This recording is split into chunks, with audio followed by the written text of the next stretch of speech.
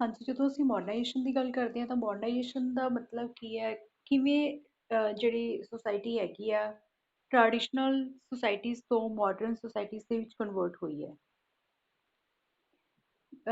Modernisation ਦੇ concept ਦੇ ਵਿੱਚ ਅਸੀਂ ਇਹ ਦੇਖਦੇ ਹਾਂ ਕਿ ਜਿਹੜੇ ਟ੍ਰੈਡੀਸ਼ਨਲ ਟਾਈਮ ਤੇ ਏਸ਼ੀਅਨ ਟਾਈਮ ਤੇ ਸੁਸਾਇਟੀ ਸੀਗੀਆਂ ਉਸ ਦੇ ਵਿੱਚ ਉਹ ਚੇਂਜ ਆਇਆ ਇੱਕ ਸਟੇਜ ਤੋਂ ਨੈਕਸਟ ਸਟੇਜ ਦੇ ਵਿੱਚ ਜਦੋਂ ਸੁਸਾਇਟੀ ਪਹੁੰਚੀ ਹੈ ਤਾਂ ਜਿਹੜੀ ਪ੍ਰੈਜ਼ੈਂਟ ਸਟੇਜ ਤੇ ਸਾਡੀ ਸੁਸਾਇਟੀ ਚੱਲਦੀ ਹੈ ਇਸ ਨੂੰ ਅਸੀਂ ਮਾਡਰਨ ਸੁਸਾਇਟੀਜ਼ ਕਹਿੰਦੇ ਹਾਂ। ਠੀਕ ਹੈ, ਮਾਡਰਨ ਸੁਸਾਇਟੀਜ਼ ਉਹ ਹੁੰਦੀਆਂ ਨੇਗੀਆਂ ਜਿਸ ਦੇ ਕੋਲ modern techniques scientific thinking ideology ਹੁੰਦੀ ਹੈ।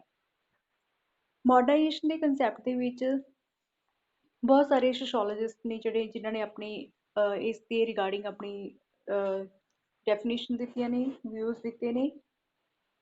ਤੇ ਮਾਡਰਨਾਈਜੇਸ਼ਨ ਦਾ ਜਦੋਂ ਅਸੀਂ ਕੰਸੈਪਟ ਦੀ ਗੱਲ ਕਰਦੇ ਹਾਂ ਤਾਂ ਇੱਥੇ ਵੈਸਟਰਨਾਈਜੇਸ਼ਨ ਤੇ ਮਾਡਰਨਾਈਜੇਸ਼ਨ ਨੂੰ ਸਿਮਿਲਰ ਸਮਝ ਲਿਆ ਜਾਂਦਾ, ਪਰ ਇਹ ਸਿਮਿਲਰ ਨਹੀਂ ਹੈਗੇ ਕਿਉਂਕਿ ਕੁਝ ਇਹੋ ਜਿਹੀਆਂ ਕੰਟਰੀਜ਼ ਨੇਗੀਆਂ ਜਿੱਥੇ ਵੈਸਟਰਨ ਕੰਟਰੀਜ਼ ਦਾ ਜਿਹੜੀ ਵੈਸਟਰਨ ਕਲਚਰ ਸੀਗਾ ਉਸਦਾ ਇੰਪੈਕਟ ਨਹੀਂ ਸੀ ਪਿਆ, ਉੱਥੇ ਉਹਨਾਂ ਦਾ ਕੋਈ ਉਹ ਉੱਥੇ ਗਏ ਨਹੀਂ ਹੈਗੇ, ਉਹਨਾਂ ਦਾ ਕਲਚਰ ਉਹਨਾਂ ਨੇ ਅਡੋਪਟ ਨਹੀਂ ਕੀਤਾ, ਬਟ ਉਹ ਵੀ ਜਿਹੜੀ ਟ੍ਰੈਡੀਸ਼ਨਲ ਸਟੇਜ ਤੋਂ ਮਾਡਰਨ ਸਟੇਜ ਵੱਲ ਅੱਗੇ ਵਧੀਆਂ ਨਹੀਂ ਗਿਆ।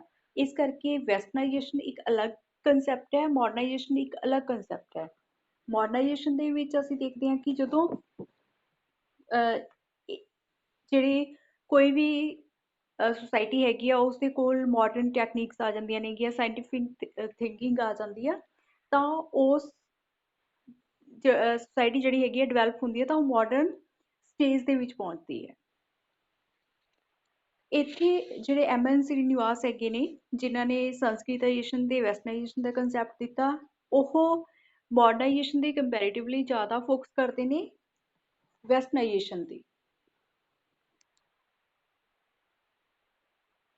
ਜਦੋਂ ਅਸੀਂ ਦੇਖਦੇ ਹਾਂ ਕਿ ਮਾਡਰਨਾਈਜੇਸ਼ਨ ਦੇ ਕੰਸੈਪਟ ਦੇ ਵਿੱਚ ਜਿਹੜੇ ਡਿਫਰੈਂਟ ਸੋਸ਼ੋਲੋਜਿਸਟ ਹੈਗੇ ਨੇ ਉਹਨਾਂ ਦਾ ਕਹਿਣਾ ਕਿ ਮਾਡਰਨ ਸੁਸਾਇਟੀਜ਼ ਵੱਲ ਜਿਹੜੇ ਚੇਂਜ ਹੁੰਦੇ ਨੇ ਉਹ ਲੋਕਾਂ ਦੇ ਜਿਹੜੇ ਲਾਈਫ ਸਟਾਈਲ ਹੈਗਾ, ਸੁਸਾਇਟੀ ਦਾ ਸਟਰਕਚਰ ਹੈਗਾ ਉਸ ਦੇ ਵਿੱਚ ਚੇਂਜ ਆਉਣੇ ਸ਼ੁਰੂ ਹੋ ਜਾਂਦੇ ਨੇ। ਉਹ ਚੇਂਜ ਕਿਸ ਤਰ੍ਹਾਂ ਦੇ ਚੇਂਜ ਹੁੰਦੇ ਨੇ? ਸੋਸ਼ਲ ਮੋਬਿਲਿਟੀ ਹੋ ਜਾਂਦੀ ਹੈ। ਸੋਸ਼ਲ ਮੋਬਿਲਿਟੀ ਮੀਨਸ ਜਿਹੜੀ ਕਾਸਟ ਦਾ ਕੰਸੈਪਟ ਇੱਕ ਕਲੋਜ਼ਡ ਕੰਸੈਪਟ ਸੀਗਾ ਉਹ ਓਪਨ ਦੇ ਵਿੱਚ ਕਨਵਰਟ ਹੋ ਜਾਂਦਾ ਹੈ। ਡੈਮੋਕ੍ਰੇਸੀ ਆ ਜਾਂਦੀ ਹੈ, ਸੈਕੂਲਰਿਜ਼ਮ ਆ ਜਾਂਦਾ ਹੈ, ਜਿਹੜੀ ਕਾਸਟ ਸਿਸਟਮ ਦਾ ਕੰਸੈਪਟ ਹੈਗਾ, ਅਨਟਚੇਬਲ ਦਾ ਕੰਸੈਪਟ ਸੀਗਾ ਉਹ ਖਤਮ ਹੋ ਜਾਂਦਾ ਹੈ। ਮਾਡਰਨ ਟਰਾਂਸਪੋਰਟ ਦੇ ਜਿਹੜੇ ਸੋਰਸਿਸ ਸਾਡੇ ਕੋਲ ਆ ਜਾਂਦੇ ਨੇਗੇ, ਮਾਡਰਨ ਟੈਕਨੀਕਸ ਆ ਜਾਂਦੀਆਂ ਨੇਗੀਆਂ। ਠੀਕ ਹੈ, ਜਿਸ ਦੇ ਨਾਲ ਕੀ ਹੈ ਕਿ ਜਿਹੜੇ ਪਹਿਲਾਂ ਸਿੰਪਲ ਸੁਸਾਇਟੀ ਹੁੰਦੀ ਆ ਉਹ ਹੌਲੀ ਹੌਲੀ ਕਨਵਰਟ ਹੁੰਦੀ ਜਾਂਦੀ ਹੈ ਕਿ ਕੰਪਲੈਕਸ ਸੁਸਾਇਟੀ ਦੇ ਵਿੱਚ। ਜਿੰਨੀ ਕੋਈ ਸੁਸਾਇਟੀ ਜਿਹੜੀ ਹੈਗੀ ਆ ਉਹ ਜ਼ਿਆਦਾ ਕੰਪਲੈਕਸ ਹੋਏਗੀ, ਜ਼ਿਆਦਾ ਗੁੰਝਲਦਾਰ ਹੋਏਗੀ, ਓਨੀ ਹੀ ਉਹ ਜ਼ਿਆਦਾ ਮਾਡਰਨ ਸੁਸਾਇਟੀ ਹੋਏਗੀ, ਉੱਥੇ ਓਨਾ ਹੀ ਜ਼ਿਆਦਾ ਜਿਹੜਾ ਮਾਡਰਨਾਈਜੇਸ਼ਨ ਦਾ ਇੰਪੈਕਟ ਪਿਆ ਹੋਏਗਾ।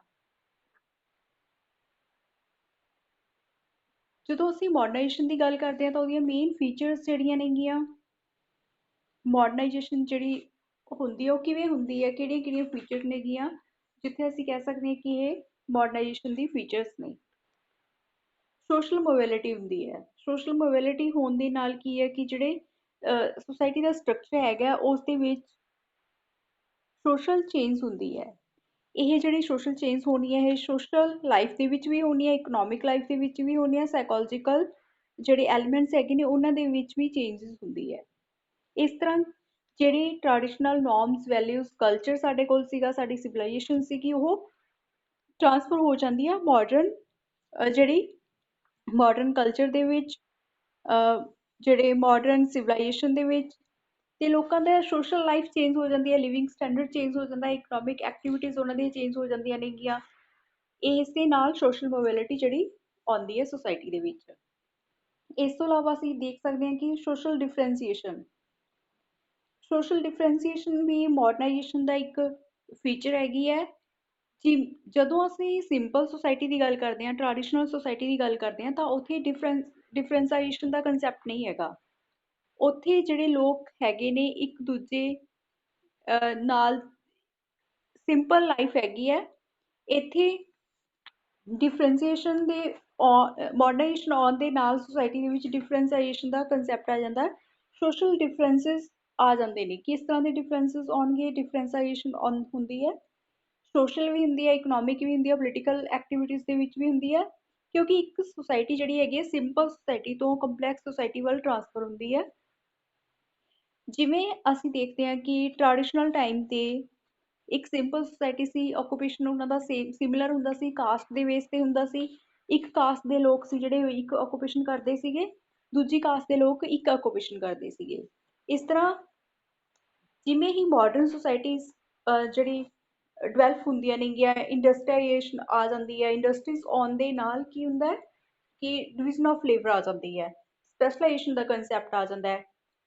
ਹਰ ਕਿਸੇ ਨੂੰ ਆਪਣੀ ਸਕਿੱਲ ਦੇ ਅਕੋਰਡਿੰਗਲੀ ਜਿਹੜਾ ਹੈਗਾ ਆਕੂਪੇਸ਼ਨ ਕਰਨ ਦੀ ਪਰਮਿਸ਼ਨ ਮਿਲ ਜਾਂਦੀ ਹੈ, ਡਿਫਰੈਂਸੀਏਸ਼ਨ ਹੋ ਜਾਂਦਾ ਹੈ। ਇਸ ਤੋਂ ਇਲਾਵਾ ਡਿਫਰੈਂਟ ਕਲਾਸਿਸ ਦਾ ਵੀ ਸਾਨੂੰ ਦੇਖਣ ਨੂੰ ਮਿਲਦਾ ਹੈ ਕਿ ਕਿਵੇਂ ਅਲੱਗ-ਅਲੱਗ ਕਲਾਸਿਸ ਦੇ ਵਿੱਚ ਜਿਹੜਾ ਹੈਗਾ ਸੁਸਾਇਟੀ ਡਿਵਾਈਡ ਹੋ ਜਾਂਦੀ ਹੈ। ਇੱਥੇ ਲੋਅਰ ਕਲਾਸ, ਮਿਡਲ ਕਲਾਸ ਤੇ ਅਪਰ ਕਲਾਸ, ਇਸ ਤਰ੍ਹਾਂ ਵੀ ਅਸੀਂ ਸੁਸਾਇਟੀ ਨੂੰ ਡਿਫਰੈਂਸੀਏਸ਼ਨ ਦੇ ਬੇਸਿਸ ਤੇ ਡਿਵਾਈਡ ਕਰ ਸਕਦੇ ਹਾਂ। ਇਸ ਤੋਂ ਇਲਾਵਾ ਇੰਡਸਟਰੀਅਲ ਸੁਸਾਇਟੀ ਦੇ ਵਿੱਚ ਅਸੀਂ ਦੇਖਦੇ ਹਾਂ ਕੈਪੀਟਲਿਸਟ ਹੁੰਦੇ ਨੇ, ਲੇਬਰ ਹੁੰਦੀ ਹੈ, ਦੋ ਕਲਾਸਿਸ ਦੇ ਲੋਕ ਹੁੰਦੇ ਨੇ। ਇਸ ਦੇ ਨਾਲ ਜਿਹੜਾ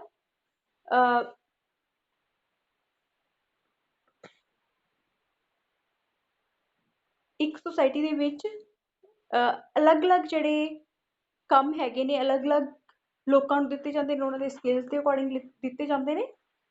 ਇਸ ਤੋਂ ਇਲਾਵਾ ਸੋਸ਼ਲ ਮੋਬਿਲਿਟੀ, ਜਿਹੜੀ ਸੋਸ਼ਲ ਡਿਫਰੈਂਸੀਏਸ਼ਨ, ਕਲਾਸਿਸ ਦੇ ਵਿੱਚ ਡਿਫਰੈਂਸੀਏਸ਼ਨ ਆ ਜਾਂਦਾ ਹੈ। ਕਿਸ ਤਰੀਕੇ ਨਾਲ ਅਪਰ ਕਲਾਸ, ਲੋਅਰ ਕਲਾਸ ਤੇ ਮਿਡਲ ਕਲਾਸ, ਅਲੱਗ-ਅਲੱਗ ਕਲਾਸਿਸ ਦੇ ਵਿੱਚ ਸੁਸਾਇਟੀ ਡਿਵਾਈਡ ਹੋ ਜਾਂਦੀ ਹੈ। ਇਸ ਤੋਂ ਇਲਾਵਾ ਸਟਰਕਚਰ ਦੇ ਵਿੱਚ ਵੀ ਜਿਹੜਾ ਹੈਗਾ ਸਾਨੂੰ ਡਿਫਰੈਂਸ ਦੇਖਣ ਨੂੰ ਮਿਲ ਜਾਂਦੇ ਨੇ, ਚੇਂਜ ਦੇਖਣ ਨੂੰ ਮਿਲ ਜਾਂਦਾ ਹੈ। ਜਿਹੜਾ ਸੁਸਾਇਟੀ ਦਾ ਸਟਰਕਚਰ ਹੁੰਦਾ ਹੈ ਉਹ ਵੀ ਡਿਫਰੈਂਟ ਪਾਰਟਸ ਦੇ ਵਿੱਚ ਡਿਵਾਈਡ ਹੋ ਜਾਂਦਾ ਹੈ। ਜਿਵੇਂ ਅਸੀਂ ਦੇਖਦੇ ਹਾਂ ਕਿ ਟ੍ਰੈਡੀਸ਼ਨਲ ਟਾਈਮ ਤੇ ਡੋਮੈਸਟਿਕ ਇੰਡਸਟਰੀਜ਼ ਹੁੰਦੀਆਂ ਨੇਗੀਆਂ, ਕਾਟੇਜ ਇੰਡਸਟਰੀਜ਼ ਹੁੰਦੀਆਂ ਸੀਗੀਆਂ। ਹੁਣ ਇਹ ਜਿਹੜੀਆਂ ਇੰਡਸਟਰੀਜ਼ ਹੈਗੀਆਂ ਨੇਗੀਆਂ ਥੋੜ੍ਹਾ ਹਾਈ ਸਕੇਲ ਦੀ ਇੰਡਸਟਰੀਜ਼ ਡਿਵੈਲਪ ਹੋ ਗਈਆਂ ਨੇਗੀਆਂ। ਫਿਰ ਜਿਹੜੀਆਂ ਇੰਡਸਟਰੀਜ਼, ਜਦੋਂ ਅਸੀਂ ਇੰਡਸਟਰੀਜ਼ ਦੀ ਗੱਲ ਕਰਦੇ ਹਾਂ, ਸਮਾਲ ਸਕੇਲ ਇੰਡਸਟਰੀ ਜਿਹੜੀਆਂ ਹੈਗੀਆਂ ਨੇ ਉਹ ਜਿਹੜੀਆਂ ਅਲੱਗ-ਅਲੱਗ ਤਰ੍ਹਾਂ ਦੇ ਪਾਰਟਸ ਜਿਹੜੇ ਬਣਾਉਂਦੀਆਂ ਨੇਗੀਆਂ, ਫਿਰ ਉਹਦੀ ਮੈਨੂਫੈਕਚਰਿੰਗ ਹੁੰਦੀ ਹੈ ਕਿਸੇ ਜਿਹੜੀ ਹਾਈ ਸਕੇਲ ਇੰਡਸਟਰੀ ਹੈਗੀ ਹੈ। ਇਸ ਤਰ੍ਹਾਂ ਕੀ ਹੈ ਕਿ ਸਟਰਕਚਰ ਦੇ ਵਿੱਚ ਵੀ ਡਿਫਰੈਂਸੀਏਸ਼ਨ ਸਾਨੂੰ ਦੇਖਣ ਨੂੰ ਮਿਲ ਜਾਂਦਾ ਹੈ। ਇਸ ਤੋਂ ਇਲਾਵਾ ਮਾਡਰਨਾਈਜੇਸ਼ਨ ਦੀ ਫੀਚਰ ਇਹ ਵੀ ਹੈ ਕਿ ਜਿਹੜੀ ਆਰਗੇਨਾਈਜੇਸ਼ਨਸ ਨੇਗੀਆਂ ਉਹਨਾਂ ਦੇ ਵਿੱਚ ਵੀ ਚੇਂਜ ਆਏ ਆ, ਤੇ ਜਿਹੜੇ ਹਿਊਮਨ ਬੀਇੰਗ ਹੈਗੇ ਨੇ ਉਹਨਾਂ ਦੇ ਸਟੇਟਸ ਦੇ ਵਿੱਚ ਵੀ ਚੇਂਜ ਆਇਆ। ਜਦੋਂ ਅਸੀਂ ਦੇਖਦੇ ਹਾਂ ਕਿ ਸੁਸਾਇਟੀ ਦੇ ਵਿੱਚ ਜਦੋਂ ਮਾਡਰਨਾਈਜੇਸ਼ਨ ਆਉਣ ਦੇ ਨਾਲ ਕਿਵੇਂ ਸਟੇਟਸ ਦੇ ਵਿੱਚ ਚੇਂਜ ਆਇਆ। ਟ੍ਰੈਡੀਸ਼ਨਲ ਟਾਈਮ ਤੇ ਲੋਕਾਂ ਨੂੰ ਉਹਨਾਂ ਦੀ ਰੀਜ਼ਨ ਦੇ ਬੇਸ ਤੇ ਜਾਂ ਕਾਸਟ ਦੇ ਬੇਸ ਤੇ ਇੱਕ ਸੁਸਾਇਟੀ ਦੇ ਵਿੱਚ ਸਟੇਟਸ ਮਿਲਿਆ ਹੁੰਦਾ ਸੀਗਾ, ਪਰ ਮਾਡਰਨ ਸੁਸਾਇਟੀਜ਼ ਦੇ ਵਿੱਚ ਇਸ ਤਰ੍ਹਾਂ ਦਾ ਕੁਛ ਨਹੀਂ ਦੇਖਿਆ ਜਾਂਦਾ। ਇੱਥੇ ਕਿਸ ਪਰਸਨ ਦੇ ਕੋਲ ਕਿਸ ਤਰ੍ਹਾਂ ਦੀ ਜਿਹੜੀ ਸਕਿੱਲਸ ਹੈਗੇ ਨੇ, ਕਿਸ ਤਰ੍ਹਾਂ ਦੀ ਐਜੂਕੇਸ਼ਨ ਹੈਗੀ ਹੈ, ਉਸ ਦੇ ਬੇਸਿਸ ਤੇ ਜਿਹੜਾ ਹੈਗਾ ਉਸ ਨੂੰ ਉਸਦਾ ਸੁਸਾਇਟੀ ਦੇ ਵਿੱਚ ਸਟੇਟਸ ਇਨਕਰੀਜ਼ ਹੁੰਦਾ ਜਾਂਦਾ ਜਾਂ ਡਿਕਰੀਜ਼ ਹੁੰਦਾ ਜਾਂਦਾ। ਜੇਕਰ ਕੋਈ ਪਰਸਨ ਆਪਣੇ ਚੰਗੇ ਕੰਮ ਕਰਦਾ ਹੈ, ਵੈਲਫੇਅਰ ਦੇ ਕੰਮ ਕਰ ਰਿਹਾ ਜਾਂ ਅੱਛੀ ਐਜੂਕੇਸ਼ਨ ਲੈ ਕੇ ਅੱਛੇ ਰੈਂਕ ਤੇ ਜਾ ਰਿਹਾ, ਤਾਂ ਉਹਦਾ ਸਟੇਟਸ ਇਨਕਰੀਜ਼ ਹੁੰਦਾ ਹੈ। ਜੇਕਰ ਕੋਈ ਅੱਛੇ ਰੈਂਕ ਤੇ ਕੋਈ ਪਰਸਨ ਸੀ ਬਟ ਉਸਨੇ ਕੁਛ ਇਸ ਤਰ੍ਹਾਂ ਦੀ ਐਕਟੀਵਿਟੀ ਕੀਤੀ ਜਿਸ ਦੇ ਨਾਲ ਉਹਦਾ ਡਿਮੋਸ਼ਨ ਹੋ ਗਿਆ, ਡਿਮੋਸ਼ਨ ਹੋਣ ਦੇ ਨਾਲ ਕੀ ਉਹਦਾ ਸਟੇਟਸ ਵੀ ਡਾਊਨ ਹੋ ਗਿਆ।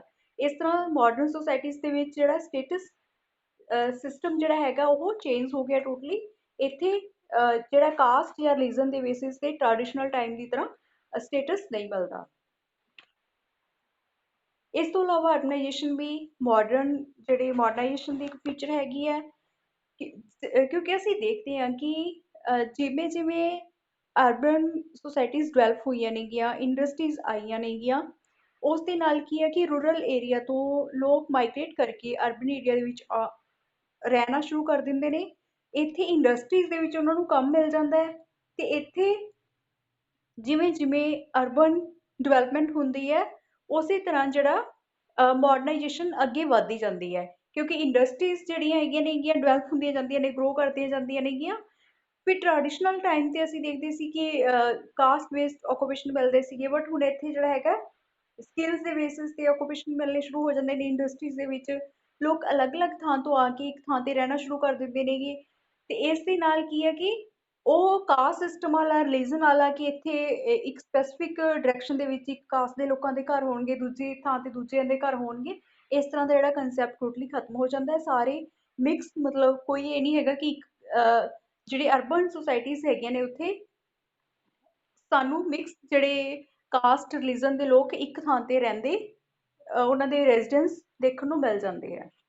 ਇਸ ਤੋਂ ਇਲਾਵਾ ਐਜੂਕੇਸ਼ਨ ਅਰਬਨਾਈਜੇਸ਼ਨ ਡਿਵੈਲਪ ਹੋਣ ਦੇ ਨਾਲ ਜਿਹੜਾ ਇੰਡਸਟਰੀਜ਼ ਆਉਣ ਦੇ ਨਾਲ ਲੋਕਾਂ ਨੇ ਜਿਵੇਂ ਹੀ ਰੂਰਲ ਏਰੀਆ ਤੋਂ ਮਾਈਗ੍ਰੇਟ ਕਰਕੇ ਅਰਬਨ ਏਰੀਆ ਦੇ ਵਿੱਚ ਰਹਿਣਾ ਸ਼ੁਰੂ ਕੀਤਾ, ਤਾਂ ਇੱਥੇ ਅਰਬਨ ਏਰੀਆਜ਼ ਦੇ ਵਿੱਚ ਐਜੂਕੇਸ਼ਨ ਦੀ ਫੈਸਿਲਿਟੀਜ਼ ਹੈਗੀਆਂ ਨੇਗੀਆਂ, ਐਜੂਕੇਸ਼ਨ ਲੈਣੀ ਸ਼ੁਰੂ ਕਰ ਦਿੱਤੀ। ਇਸ ਦੇ ਨਾਲ ਬਹੁਤ ਸਾਰੇ ਸੋਸ਼ਲ ਚੇਂਜਸ ਵੀ ਆਏ, ਜਿਵੇਂ ਅਸੀਂ ਦੇਖਦੇ ਹਾਂ ਕਿ ਐਜੂਕੇਸ਼ਨ ਆਉਣ ਦੇ ਨਾਲ ਲੋਕਾਂ ਵਿੱਚ ਅਵੇਅਰਨੈਸ ਆਉਣ ਦੇ ਨਾਲ ਤੇ ਅਰਬਨ ਏਰੀਆਜ਼ ਦੇ ਵਿੱਚ ਅਸੀਂ ਮੈਕਸਿਮਮ ਇੰਟਰਕਾਸਟ ਮੈਰਿਜਸ ਵੀ ਦੇਖ ਰਹੇ ਹਾਂ। ਤੇ ਇਸ ਤਰ੍ਹਾਂ ਦਾ ਜਿਹੜਾ ਟ੍ਰੈਡੀਸ਼ਨਲ ਟਾਈਮ ਤੇ ਜੋ ਨਹੀਂ ਸੀ ਉਹ ਚੇਂਜ ਹੋ ਗਿਆ, ਤੇ ਉਸ ਦੇ ਨਾਲ ਕੀ ਹੈ ਕਿ ਸੁਸਾਇਟੀ ਜਿਹੜੀ ਹੈਗੀ ਆ ਮਾਡਰਨ ਲਾਈਫ ਵੱਲ ਅੱਗੇ ਜਾ ਰਹੀ ਹੈ। ਅਰਬਨਾਈਜੇਸ਼ਨ ਵੀ ਜਿਹੜੀ ਹੈਗੀ ਹੈ ਮੇਨ ਫੀਚਰ ਹੈਗੀ ਹੈ ਮਾਡਰਨਾਈਜੇਸ਼ਨ ਦੀ। ਇਸ ਤੋਂ ਇਲਾਵਾ ਸੋਸ਼ਲ ਤੇ ਰਿਲੀਜੀਅਸ ਰਿਫਾਰਮ ਜਿਹੜੀਆਂ ਮੂਵਮੈਂਟਸ ਹੋਈਆਂ, ਜਿਸ ਦੇ ਵਿੱਚ ਸੋਸ਼ਲ ਰਿਫਾਰਮ ਮੂਵਮੈਂਟਸ ਵੀ ਸੀਗੀਆਂ, ਪੋਲੀਟੀਕਲ ਰਿਫਾਰਮ ਮੂਵਮੈਂਟਸ ਵੀ ਸੀਗੀਆਂ, ਤੇ ਰਿਲੀਜੀਅਸ ਰਿਫਾਰਮ ਮੂਵਮੈਂਟਸ ਵੀ ਸੀਗੀਆਂ। ਇਹਨਾਂ ਨੇ ਵੀ ਆਪਣਾ ਇੰਪੋਰਟੈਂਟ ਰੋਲ ਪਲੇ ਕੀਤਾ ਮਾਡਰਨਾਈਜੇਸ਼ਨ ਵੱਲ ਅੱਗੇ ਵਧਣ ਦੇ ਲਈ। ਇਹ ਵੀ ਇੱਕ, ਜਦੋਂ ਇਹ ਇਸ ਤਰ੍ਹਾਂ ਦੀਆਂ ਰਿਫਾਰਮ ਮੂਵਮੈਂਟਸ ਆਈਆਂ, ਇਹ ਵੀ ਮਾਡਰਨਾਈਜੇਸ਼ਨ ਦੀ ਇੱਕ ਫੀਚਰ ਸੀਗੀ, ਕਿਉਂਕਿ ਇਹਨਾਂ ਨੇ ਟ੍ਰੈਡੀਸ਼ਨਲ ਟਾਈਮ ਦੇ ਜਿਹੜੇ ਰਿਲੀਜੀਅਸ ਫੇਥ ਸੀਗੇ, ਸੋਸ਼ਲ ਲਾਈਫ ਸੀ, ਇਕਨੋਮਿਕ ਲਾਈਫ ਸੀਗੀ, ਸੋਸ਼ਲ ਈਵਲਸ ਸੀਗੇ ਜਿਹੜੇ ਸੋਸਾਇਟੀ ਦੇ ਵਿੱਚ, ਉਹਨਾਂ ਸਭ ਨੂੰ ਖਤਮ ਕੀਤਾ ਗਿਆ। ਜਿਵੇਂ ਕਿ ਸਤੀ ਸਿਸਟਮ ਖਤਮ ਕੀਤਾ ਗਿਆ, ਪਰਦਾ ਸਿਸਟਮ ਖਤਮ ਕੀਤਾ ਗਿਆ, ਚਾਈਲਡ ਮੈਰਿਜ ਦਾ ਕੰਸੈਪਟ ਖਤਮ ਕੀਤਾ ਗਿਆ, ਵਿਡੋ ਰੀਮੈਰਿਜ ਹੋਣ ਦੇ ਲਈ ਜਿਹੜਾ ਹੈਗਾ ਇੱਕ ਐਕਟ ਬਣਾਇਆ ਗਿਆ। ਇਸ ਦੇ ਨਾਲ ਇਹ ਜਿਹੜੀਆਂ ਸੋਸ਼ਲ, ਰਿਲੀਜੀਅਸ ਤੇ ਪੋਲੀਟੀਕਲ ਰਿਫਾਰਮ ਮੂਵਮੈਂਟਸ ਆਈਆਂ, ਇਹ ਵੀ ਮਾਡਰਨਾਈਜੇਸ਼ਨ ਦੀ ਇੱਕ ਮੇਨ ਫੀਚਰਸ ਹੈਗੀਆਂ ਨੇ, ਜਿਹੜੀਆਂ ਕਿ ਸੁਸਾਇਟੀ ਦੇ ਵਿੱਚ ਮਾਡਰਨਾਈਜੇਸ਼ਨ ਲੈ ਕੇ ਆਉਣ ਦੇ ਲਈ ਇਹਨਾਂ ਨੇ ਆਪਣਾ ਇੰਪੋਰਟੈਂਟ ਜਿਹੜਾ ਰੋਲ ਪਲੇ ਕੀਤਾ। ਇਸ ਤੋਂ ਇਲਾਵਾ ਮਾਡਰਨ ਐਜੂਕੇਸ਼ਨ ਵੀ ਮਾਡਰਨਾਈਜੇਸ਼ਨ ਦੀ ਇੱਕ ਫੀਚਰ ਹੈਗੀ ਹੈ। ਇਸ ਦੇ ਵਿੱਚ ਅਸੀਂ ਦੇਖਦੇ ਹਾਂ ਕਿ ਜਦੋਂ ਟ੍ਰੈਡੀਸ਼ਨਲ ਟਾਈਮ ਤੇ ਜਿਹੜੀ ਐਜੂਕੇਸ਼ਨ ਦਿੱਤੀ ਜਾਂਦੀ ਸੀ ਉਹ ਰਿਲੀਜਨ ਬੇਸਡ ਹੁੰਦੀ ਸੀਗੀ, ਜਿਸ ਦੇ ਵਿੱਚ ਕੋਈ ਕਿਸੇ ਤਰ੍ਹਾਂ ਦੇ ਸਕਿੱਲਸ ਨਹੀਂ ਸੀ, ਟ੍ਰੇਨਿੰਗ ਨਹੀਂ ਸੀ ਦਿੱਤੀ ਜਾਂਦੀ, ਸਕਿੱਲ ਡਿਵੈਲਪਮੈਂਟ ਨਹੀਂ ਸੀ ਹੁੰਦੀ ਉੱਥੇ। ਤਾਂ ਇੱਥੇ ਕੀ ਹੈ ਕਿ ਜਿਹੜੀ ਮਾਡਰਨ ਐਜੂਕੇਸ਼ਨ ਹੋਈ ਹੈ, ਉੱਥੇ ਸਾਨੂੰ ਟੈਕਨੀਕਲ ਐਜੂਕੇਸ਼ਨ ਮਿਲਣੀ ਸ਼ੁਰੂ ਹੋ ਗਈ ਹੈ, ਡਿਫਰੈਂਟ ਤਰ੍ਹਾਂ ਦੇ ਸਕਿੱਲ ਜਿਹੜੇ ਹੈਗੇ ਨੇ ਡਿਵੈਲਪ ਹੋਣ ਲੱਗੇ ਨੇ। ਤੇ ਇਸ ਦੇ ਨਾਲ ਜਦੋਂ ਮਾਡਰਨ ਐਜੂਕੇਸ਼ਨ ਆਈ ਤਾਂ ਬਹੁਤ ਸਾਰੀਆਂ ਇੰਡਸਟਰੀਜ਼ ਵੀ ਆਈ, ਤੇ ਇਸ ਦੇ ਨਾਲ ਜਿਹੜਾ ਹੈਗਾ ਸੁਸਾਇਟੀ ਟ੍ਰੈਡੀਸ਼ਨਲ ਤੋਂ ਮਾਡਰਨ ਵੱਲ ਜਿਹੜੀ ਹੈਗੀ ਆ ਗਰੋ ਕੀਤੀ। ਇਸ ਤੋਂ ਇਲਾਵਾ ਜਿਹੜੇ ਇੰਟਰਨੈਸ਼ਨਲ ਲੈਵਲ ਤੇ ਜਿਹੜੀ ਕੋਆਪਰੇਸ਼ਨ ਹੋਈ ਹੈ, ਇੰਟਰਨੈਸ਼ਨਲ ਰਿਲੇਸ਼ਨ ਡਿਵੈਲਪ ਹੋਏ ਨੇਗੇ, ਇਹ ਵੀ ਮਾਡਰਨਾਈਜੇਸ਼ਨ ਲੈ ਕੇ ਆਉਣ ਦੇ ਲਈ ਰਿਸਪੋਂਸੀਬਲ ਰਹੇ ਨੇ। ਕਿਉਂਕਿ ਜਦੋਂ ਜਿਹੜੇ ਡਿਫਰੈਂਟ ਜਿਹੜੇ ਨੇਸ਼ਨ ਸੀਗੇ, ਉਹਨਾਂ ਨੇ ਇੱਕ ਜਿਹੜਾ ਹੈਗਾ ਯੂਨਾਈਟਿਡ ਨੇਸ਼ਨ ਆਰਗੇਨਾਈਜੇਸ਼ਨ ਨੂੰ ਡਿਵੈਲਪ ਕੀਤਾ, ਜਿਸ ਦੇ ਵਿੱਚ ਸਾਰੇ ਨੇਸ਼ਨ ਜਿਹੜੇ ਸੀਗੇ ਉਹਨਾਂ ਨੂੰ ਇਕੁਅਲ ਰਾਈਟ ਮਿਲੇ ਸੀ, ਤੇ ਉਹਨਾਂ ਦੇ ਵਿੱਚ ਉਹਨਾਂ ਨੂੰ ਇੰਟਰਨੈਸ਼ਨਲ ਲੈਵਲ ਦੇ ਜਿਹੜੇ ਰਿਲੇਸ਼ਨ ਡਿਵੈਲਪ ਹੋਏ। ਤੇ ਇਸ ਦੇ ਨਾਲ ਜਦੋਂ ਵੀ ਕੋਈ ਕਿਸੇ ਇੱਕ ਜਾਂ ਦੋ ਕੰਟਰੀਜ਼ ਦੇ ਵਿੱਚ ਕਿਸੇ ਵੀ ਤਰ੍ਹਾਂ ਦੇ ਰਿਲੇਸ਼ਨ ਖਰਾਬ ਹੁੰਦੇ ਨੇ, ਕਿ ਕਿਤੇ ਉਹਨਾਂ ਦੇ ਵਿੱਚ ਜਿਹੜਾ ਵਾਰ ਵਗੈਰਾ ਲੱਗਣ ਦੇ ਚਾਂਸਿਸ ਹੁੰਦੇ ਨੇ, ਤਾਂ ਯੂਐਨਓ ਇੱਕ ਅਜਿਹੀ ਜਿਹੜੀ ਆਰਗੇਨਾਈਜੇਸ਼ਨ ਹੈਗੀ ਹੈ ਜਿਹੜੀ ਕਿ ਉਹਨਾਂ ਦੇ ਵਿੱਚ ਸਮਝੌਤਾ ਕਰਾ ਦਿੰਦੀ ਹੈ। ਇਸ ਦੇ ਨਾਲ ਕੀ ਹੋਇਆ ਕਿ ਇਹ ਵੀ ਇੱਕ ਮਾਡਰਨਾਈਜੇਸ਼ਨ ਦਾ ਇੱਕ ਫੀਚਰ ਸੀਗੀ। ਤੇ ਇਸ ਦੇ ਨਾਲ ਕਿਉਂਕਿ ਜਿਹੜੇ ਰਿਸੋਰਸਿਸ ਇੱਥੇ ਖਰਾਬ ਕਰਨੇ ਹੁੰਦੇ ਆ, ਵਾਰ ਤੇ ਪੈਸਾ ਖਰਾਬ ਕਰਨਾ ਹੁੰਦਾ, ਉਹੀ ਜਿਹੜਾ ਹੈਗਾ ਹੋਰ ਡਿਵੈਲਪਮੈਂਟ ਤੇ ਇਨਵੈਸਟ ਕੀਤਾ ਜਾਂਦਾ ਹੈ।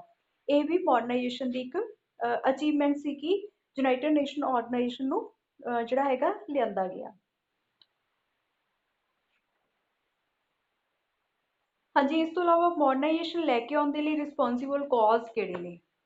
ਕਿਹੜੇ ਕਾਜ਼ ਨੇ ਜਿਹੜੇ ਮੋਡਰਨਾਈਜੇਸ਼ਨ ਲੈ ਕੇ ਆਉਣ ਲਈ ਰਿਸਪੋਂਸੀਬਲ ਰਹੇ ਨੇ? ਉਹਨਾਂ ਦੇ ਕਾਜ਼ਸ ਦੇ ਵਿੱਚੋਂ ਐਜੂਕੇਸ਼ਨ ਜਿਹੜਾ ਹੈਗਾ, ਮਾਡਰਨ ਐਜੂਕੇਸ਼ਨ ਅਸੀਂ ਗੱਲ ਕਰ ਹੀ ਲਈ ਹੈ। ਠੀਕ ਹੈ, ਮਾਸ ਕਮਿਊਨੀਕੇਸ਼ਨ, ਪ੍ਰੈਸ ਨੂੰ ਜਿਹੜੀ ਫ੍ਰੀडम ਮਿਲ ਗਈ ਹੈ, ਜਿਹੜੀ ਨੈਸ਼ਨਲਿਜ਼ਮ ਦਾ ਕੰਸੈਪਟ ਆਇਆ, ਨੇਸ਼ਨਸ ਦੇ ਬੇਸਿਸ ਤੇ ਯੂਨਿਟੀ ਵਧੀ, ਇਹ ਵੀ ਇੱਕ ਮਾਡਰਨਾਈਜੇਸ਼ਨ ਦਾ ਇੱਕ ਕੰਸੈਪਟ ਹੈ। ਇਸ ਤੋਂ ਇਲਾਵਾ ਅਰਬਨਾਈਜੇਸ਼ਨ, ਇੰਡਸਟਰੀਏਸ਼ਨ ਤੇ ਯੂਨੀਵਰਸਲ ਲੀਗਲ ਸਿਸਟਮ ਜਿਹੜਾ ਹੈਗਾ, ਇਹ ਵੀ ਮਾਡਰਨਾਈਜੇਸ਼ਨ ਦੀ ਜਿਹੜੇ ਕਾਜ਼ਸ ਲਈ ਲੈ ਕੇ ਆਉਣ ਦੇ ਲਈ ਕਾਜ਼ ਰਿਸਪੋਂਸੀਬਲ ਰਹੇ ਨੇ ਜਾਂ ਉਸਦੀਆਂ ਫੀਚਰਸ ਨੇਗੀਆਂ। ਮੋਡਰਨਾਈਜੇਸ਼ਨ ਦੇ ਜੇਕਰ ਅਸੀਂ ਦੇਖਦੇ ਹਾਂ ਕਿ ਮੋਡਰਨਾਈਜੇਸ਼ਨ ਕਿਸ ਤਰ੍ਹਾਂ ਆਉਂਦੀ ਹੈ, ਉਹਦਾ ਕ੍ਰਾਈਟੇਰੀਆ ਕੀ ਹੈ, ਤਾਂ ਉਹਦੇ ਵਿੱਚ ਅਸੀਂ ਇਹ ਦੇਖਦੇ ਹਾਂ ਕਿ ਜਦੋਂ ਕੋਈ ਕਿਸੇ ਵੀ ਕੰਟਰੀ ਦੇ ਵਿੱਚ ਇੰਡਸਟਰੀਏਸ਼ਨ ਹੁੰਦੀ ਹੈ, ਇਕੋਨਮੀ ਜਿਹੜੀ ਹੈਗੀ ਹੈ ਸਾਇੰਟੀਫਿਕ, ਇਸ ਤੋਂ ਇਲਾਵਾ ਜਿਹੜਾ ਸਾਇੰਟੀਫਿਕ ਟੈਕਨੋਲੋਜੀ ਨੂੰ ਇੰਡਸਟਰੀ ਦੇ ਵਿੱਚ ਲਿਆਂਦਾ ਜਾਂਦਾ, ਅਡੋਪਟ ਕੀਤਾ ਜਾਂਦਾ ਹੈ। ਐਗਰੀਕਲਚਰ ਦੀ ਜਿਹੜੀ ਟ੍ਰੈਡੀਸ਼ਨਲ ਤਰੀਕੇ ਨਾਲ ਕੀਤੀ ਜਾ ਰਹੀ ਸੀ, ਉਸ ਨੂੰ ਚੇਂਜ ਲਿਆਂਦੇ ਜਾਂਦੇ ਨੇ, ਜਿਵੇਂ ਕਿ ਜਿਹੜੀ ਗ੍ਰੀਨ ਰੈਵੋਲਿਊਸ਼ਨ ਲਿਆਂਦੀ ਗਈ, ਇਸ ਦੇ ਨਾਲ ਵੀ ਜਿਹੜਾ ਹੈਗਾ ਇਹ ਮਾਡਰਨਾਈਜੇਸ਼ਨ ਵੱਲ ਸਾਨੂੰ ਲੈ ਕੇ ਜਾਂਦੇ ਨੇ। ਜਦੋਂ ਇਸ ਤਰ੍ਹਾਂ ਦੀ ਟੈਕਨੀਕਸ ਜਾਂ ਸਾਇੰਟੀਫਿਕ ਟੈਕਨੋਲੋਜੀ ਨੂੰ ਵਰਤਿਆ ਜਾਂਦਾ ਹੈ, ਤਾਂ ਉਹ ਸੋਸਾਇਟੀ, ਜਿਹੜੀ ਸੋਸਾਇਟੀ ਦੇ ਵਿੱਚ ਇਸ ਤਰ੍ਹਾਂ ਦੀਆਂ ਟੈਕਨੀਕਸ ਨੂੰ ਵਰਤਿਆ ਜਾਂਦਾ, ਤਾਂ ਅਸੀਂ ਕਹਿ ਸਕਦੇ ਹਾਂ ਕਿ ਇਹ ਮਾਡਰਨਾਈਜੇਸ਼ਨ ਵੱਲ ਜਾ ਰਹੀ ਹੈ। ਇਸ ਤੋਂ ਇਲਾਵਾ ਸੈਕੂਲਰਾਈਜੇਸ਼ਨ ਵੀ ਜਿਹੜੀ ਇਸ ਦਾ ਮੇਨ ਜਿਹੜੀ ਫੀਚਰਸ ਦੇ ਵਿੱਚ ਅਸੀਂ ਕਹਿ ਸਕਦੇ ਹਾਂ ਕਿ ਇਹਦੀ ਕ੍ਰਾਈਟੇਰੀਆ ਦੇ ਵਿੱਚ ਹੈ, ਕਿਉਂਕਿ ਜਿੱਥੇ ਵੀ ਜਦੋਂ ਮਾਡਰਨਾਈਜੇਸ਼ਨ ਆਉਂਦੀ ਹੈ ਤਾਂ ਕਿਸੇ ਸਪੈਸੀਫਿਕ ਰਿਲੀਜਨ ਜਾਂ ਕਾਸਟ ਦੇ ਬੇਸ 'ਤੇ ਨਹੀਂ ਹੁੰਦੀ, ਅਤੇ ਸਭ ਨੂੰ ਜਿਹੜੇ ਹੈਗੇ ਨੇ ਇਕੁਅਲ ਰਾਈਟ ਮਿਲਦੇ ਨੇ। ਸਾਰੇ ਹਰ ਕਲਚਰ ਦੇ ਨੋਰਮਸ ਵੈਲਿਊਜ਼ ਨੂੰ ਸਪੈਸ਼ਲ ਜਿਹੜਾ ਹੈਗਾ ਰਿਸਪੈਕਟ ਕੀਤੀ ਜਾਂਦੀ ਹੈ।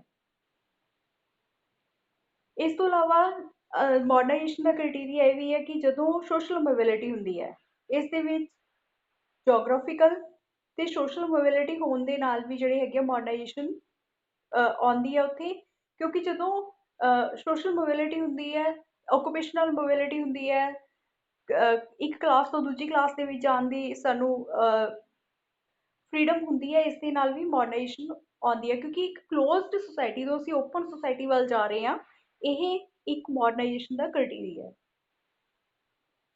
ਸਾਇੰਟੀਫਿਕ ਤੇ ਟੈਕਨੀਕਲ ਐਜੂਕੇਸ਼ਨ ਸਾਡੇ ਕੋਲ ਆ ਜਾਂਦੀ ਹੈ। ਇੱਥੇ ਅਸੀਂ ਜਿਹੜਾ ਹੈਗਾ ਅਸਕ੍ਰਾਈਬਡ ਸਟੇਟਸ ਨੂੰ ਛੱਡ ਕੇ ਅਚੀਵਡ ਸਟੇਟਸ ਦੀ ਗੱਲ ਕਰਦੇ ਹਾਂ। ਅਸਕ੍ਰਾਈਬਡ ਸਟੇਟਸ ਉਹ ਹੁੰਦਾ ਜੋ ਸਾਨੂੰ ਬਾਏ ਬਰਥ ਮਿਲਦਾ ਹੈ, ਫੈਮਿਲੀ ਤੋਂ ਮਿਲਦਾ ਹੈ। ਇਸ ਦੇ ਕੰਪੈरेटिवली ਜਦੋਂ ਮਾਡਰਨ ਸੋਸਾਇਟੀ ਦੀ ਅਸੀਂ ਗੱਲ ਕਰਦੇ ਹਾਂ, ਮਾਡਰਨਾਈਜੇਸ਼ਨ ਦੀ ਗੱਲ ਕਰਦੇ ਹਾਂ, ਤਾਂ ਮਾਡਰਨਾਈਜੇਸ਼ਨ ਦੇ ਵਿੱਚ ਜਿਹੜੀ ਸਾਡਾ ਸਟੇਟਸ ਹੁੰਦਾ, ਉਹ ਸਾਡਾ ਅਚੀਵਡ ਸਟੇਟਸ ਹੁੰਦਾ ਹੈ। ਅਚੀਵਡ ਮਤਲਬ ਅਸੀਂ ਕੀ ਅਚੀਵ ਕੀਤਾ ਆਪਣੇ ਐਫਰਟਸ ਕਰਕੇ। ਅਸੀਂ ਐਜੂਕੇਸ਼ਨ ਲਈ, ਐਜੂਕੇਸ਼ਨ ਲੈਣ ਤੋਂ ਬਾਅਦ ਅਸੀਂ ਕਿਤੇ ਕਿਸੇ ਪੋਜੀਸ਼ਨ ਤੇ ਗਏ, ਇਹ ਸਾਡਾ ਅਚੀਵਡ ਸਟੇਟਸ ਹੋਏਗਾ। ਇਸ ਤੋਂ ਇਲਾਵਾ ਜਿਹੜਾ ਹੈਗਾ ਮਾਡਰਨਾਈਜੇਸ਼ਨ ਦੇ ਵਿੱਚ ਜਿਹੜਾ ਸਟੈਂਡਰਡ ਆਫ ਲਿਵਿੰਗ ਜਿਹੜਾ ਹੈਗਾ, ਉਸ ਦੇ ਵਿੱਚ ਮਟੀਰੀਅਲਿਸਟਿਕ ਚੀਜ਼ਾਂ ਨੂੰ ਜ਼ਿਆਦਾ ਇੰਪੋਰਟੈਂਸ ਦਿੱਤੀ ਜਾਂਦੀ ਹੈ।